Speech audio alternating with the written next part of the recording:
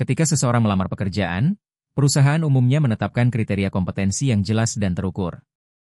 Misalnya, memiliki latar belakang pendidikan yang relevan, pengalaman kerja minimal 2 tahun, keahlian spesifik yang sesuai, serta kualitas pribadi seperti integritas, jiwa kepemimpinan, kemampuan komunikasi, berpikir kritis, bahkan kadang dituntut menguasai elemen air, api, tanah, dan udara.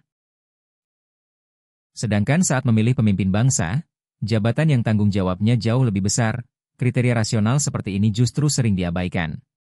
Yang justru lebih sering diprioritaskan adalah sosok yang mengandalkan kampanye dangkal, seperti memberikan janji populis tanpa rencana, memiliki pencitraan emosional, suka bagi-bagi sembako, suka bagi-bagi uang, atau sekedar memiliki popularitas karena dekat dengan artis.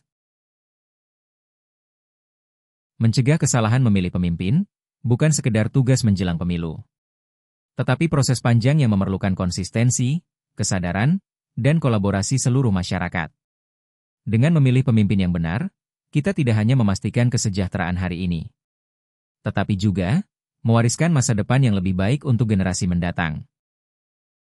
Di era digital ini, popularitas dapat dengan mudah dibentuk melalui pencitraan di media sosial, yang padahal tidak selalu mencerminkan kapasitas, integritas, atau kompetensi yang sebenarnya. Hal ini tentunya menciptakan ilusi kredibilitas yang menyesatkan dalam proses pengambilan keputusan publik, termasuk dalam memilih pemimpin. Dalam sistem demokrasi, suara rakyat menjadi penentu arah masa depan bangsa. Dan pemimpin adalah cerminan dari masyarakat yang memilihnya.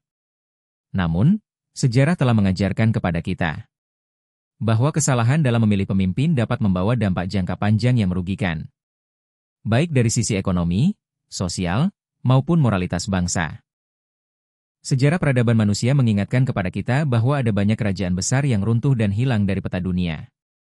Salah satu benang merah yang dapat ditarik dari kehancuran berbagai kerajaan adalah gagalnya para pemimpin dalam memenuhi kriteria kepemimpinan yang ideal. Dari situ, kita dapat merumuskan kriteria pemimpin bangsa yang seharusnya dipelajari dan dijaga dalam sistem pemerintahan modern. Apakah sosok pemimpin yang sekedar belusukan? Apakah sosok pemimpin yang bergantung pada figur keluarga yang terbukti melanggar kode etik dan mencederai integritas lembaga hukum? Apakah sosok pemimpin yang tumbuh dari lingkungan keluarga koruptor? Atau apakah sosok pemimpin yang memiliki popularitas dan elektabilitas? Sudah saatnya kita berhenti memaklumi standar ganda dalam menilai pemimpin. Mari rumuskan ulang, dengan nalar dan nurani, konsep pemimpin ideal dalam sistem pemerintahan demokrasi. Bukan yang sekedar dikenal, tetapi yang benar-benar layak dipercaya.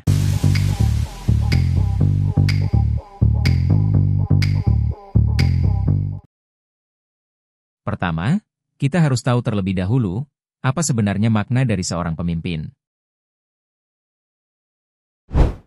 Dalam literatur kepemimpinan, istilah pemimpin merujuk pada seseorang yang memiliki kemampuan untuk memengaruhi, mengarahkan, dan menginspirasi individu atau kelompok dalam mencapai tujuan bersama. Menurut Peter Drucker, dalam bukunya yang berjudul The Essential Drucker, ia mengemukakan bahwa pemimpin merupakan penjaga nilai. Pemimpin tidak hanya membawa kelompok menuju hasil, tetapi juga, pemimpin menjaga proses agar tetap etis dan adil. Dan menurut Robert K. Greenleaf, pencetus konsep servant leadership, ia menyatakan bahwa menjadi pemimpin bukan tentang status, melainkan tentang tanggung jawab. Menjadi pemimpin bukan juga tentang kekuasaan, tetapi tentang pengaruh yang bermakna. Kutipan tersebut memberikan pemahaman kepada kita bahwa sosok pemimpin yang ideal adalah sosok yang mengedepankan tanggung jawab, serta mampu memberikan dampak positif bagi lingkungan sekitarnya. Namun, pemahaman tersebut belum cukup untuk menentukan kriteria pemimpin yang ideal dalam sebuah negara demokrasi. Untuk membahas lebih jauh mengenai kriteria kepemimpinan dalam sistem demokrasi, ada baiknya kita memahami terlebih dahulu makna dari demokrasi itu sendiri. Pemahaman ini penting sebagai landasan dalam merumuskan nilai-nilai dan prinsip-prinsip yang seharusnya dimiliki oleh seorang pemimpin dalam negara yang menganut sistem demokrasi. Demokrasi berasal dari bahasa Yunani, yaitu demos, atau rakyat, dan kratos, atau kekuasaan. Sehingga artinya adalah kekuasaan berada di tangan rakyat. Dalam praktiknya, rakyat memiliki hak untuk berpartisipasi langsung atau melalui wakil-wakilnya dalam pengambilan keputusan politik, termasuk memilih pemimpin. Dan demokrasi merupakan sistem pemerintahan yang berpijak pada beberapa prinsip dasar yang menjamin keterlibatan aktif warga negara dalam proses politik. Di antaranya adalah kedaulatan rakyat, kebebasan berpendapat, persamaan hak tanpa diskriminasi atas dasar apapun, pemilihan umum yang jujur dan adil, akuntabilitas dan transparansi pemerintahan yang memastikan pejabat publik bertanggung jawab atas kebijakan dan tindakannya. Oleh karena itu, esensi demokrasi bukan semata-mata terletak pada tindakan memilih, tetapi tentang memastikan siapa yang dipilih benar-benar mewakili suara dan kepentingan rakyat. Maka, untuk menentukan sosok pemimpin ideal dalam sistem pemerintahan demokrasi, sosok tersebut harus memiliki karakteristik yang sejalan dengan prinsip-prinsip demokrasi itu sendiri. Untuk menjadi pemimpin di negara demokrasi, sosok tersebut harus menjunjung tinggi integritas moral, yaitu kejujuran, konsistensi antara ucapan dan tindakan, serta komitmen terhadap nilai-nilai etika. Dengan memiliki integritas moral, membuat pemimpin dipercaya rakyat dan tidak mudah tergoda untuk menyalahgunakan kekuasaan. Sosok tersebut harus juga memiliki karakteristik akuntabilitas, yaitu harus siap mempertanggungjawabkan kebijakan, tindakan, dan keputusan yang diambilnya kepada publik. Dengan akuntabilitas, akan mendorong transparansi dan mencegah penyalahgunaan wewenang. Seperti halnya, anggota pemerintah melaporkan penggunaan anggaran atau menjawab interpelasi dan ditonton masyarakat atau disiarkan langsung. Sosok pemimpin harus juga memiliki kemampuan mendengar dan mewakili aspirasi rakyat. Karena dalam sistem demokrasi, kekuasaan berasal dari rakyat. Oleh karena itu, pemimpin harus mampu mendengar suara masyarakat, memahami kebutuhan mereka, serta menjadikannya dasar dalam penyusunan kebijakan publik. Kemudian sosok pemimpin harus menjunjung tinggi hukum dan konstitusi. Pemimpin ideal tidak boleh bertindak di luar hukum atau menempatkan diri di atas hukum. Ia harus patuh terhadap konstitusi dan menjamin bahwa setiap warga negara diperlakukan setara di hadapan hukum. Kita semua juga tahu bahwa demokrasi menjamin hak semua warga negara tanpa memandang perbedaan agama, ras, suku, atau pandangan politik. Oleh karena itu, pemimpin demokratis harus inklusif, terbuka terhadap perbedaan, dan mampu merangkul seluruh elemen masyarakat. Sosok pemimpin harus juga mampu menyampaikan ide secara efektif dan mendengarkan kritik. Ia juga harus memiliki komitmen terhadap keadilan sosial, yang di mana sosok tersebut harus memperjuangkan keadilan bagi semua warga negara. Ia tidak boleh membiarkan kesenjangan sosial, diskriminasi, atau ketidakadilan berlangsung tanpa solusi.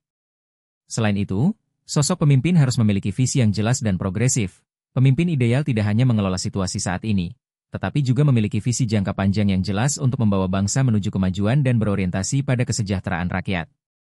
Dan yang tidak kalah pentingnya, pemimpin dalam demokrasi bukan penguasa, tetapi pelayan masyarakat. Sosok tersebut haruslah memiliki karakteristik servant leadership atau kepemimpinan yang melayani. Ia harus mengutamakan kepentingan publik, bekerja untuk rakyat, dan bersedia turun langsung ke tengah masyarakat untuk memahami realitas yang dihadapi. Karakter-karakter tersebut mencerminkan prinsip dasar demokrasi, pemerintahan dari rakyat, oleh rakyat, dan untuk rakyat. Tanpa karakteristik ini, pemimpin cenderung menjauh dari semangat demokrasi dan lebih mendekati otoritarianisme yang merugikan masyarakat luas. Oleh karena itu, rakyat harus aktif, kritis, dan cerdas dalam menentukan siapa yang layak memimpin. Sehingga untuk menentukan pemimpin yang ideal dalam negara demokrasi, kita tidak boleh terpaku pada citra media atau slogan kampanyenya. Melainkan kita harus benar-benar mengabaikan politik identitas dan popularitas semu, memahami rekam jejaknya, nilai visi dan programnya, karakter dan integritasnya, serta siapa di belakangnya. Kita tidak boleh memilih seorang calon pemimpin hanya karena viralitas di media sosial.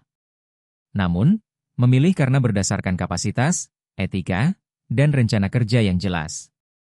Saya merangkum beberapa pertanyaan penting yang perlu kita renungkan sebelum memilih pemimpin. Apakah calon tersebut memiliki rekam jejak yang bersih dari korupsi, pelanggaran hukum, atau skandal etik? Apakah visi dan program kerjanya realistis dan benar-benar menjawab kebutuhan rakyat? Apakah ia menawarkan solusi konkret, bukan sekadar janji kosong yang mudah dilupakan? Apakah ia jujur, terbuka terhadap kritik, dan mau bertanggung jawab atas kebijakan yang diambil? Apakah ia menunjukkan empati terhadap rakyat dan komitmen terhadap keadilan sosial? Dan yang tak kalah penting, apakah tim suksesnya, partai pengusungnya, atau tokoh pendukungnya memiliki rekam jejak yang baik, atau justru penuh kontroversi? Mencegah kesalahan dalam memilih pemimpin harus menjadi perhatian bersama. Terutama generasi muda, sebagai pewaris masa depan bangsa. Untuk itu, literasi politik perlu ditingkatkan.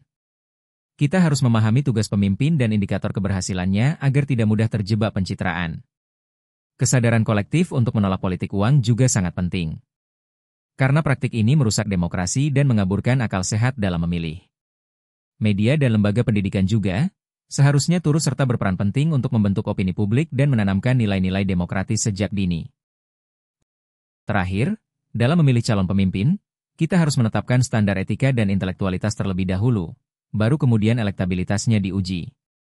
Agar pemimpin yang lahir benar-benar layak secara moral dan intelektual, bukan sekadar populer atau hasil rekayasa survei.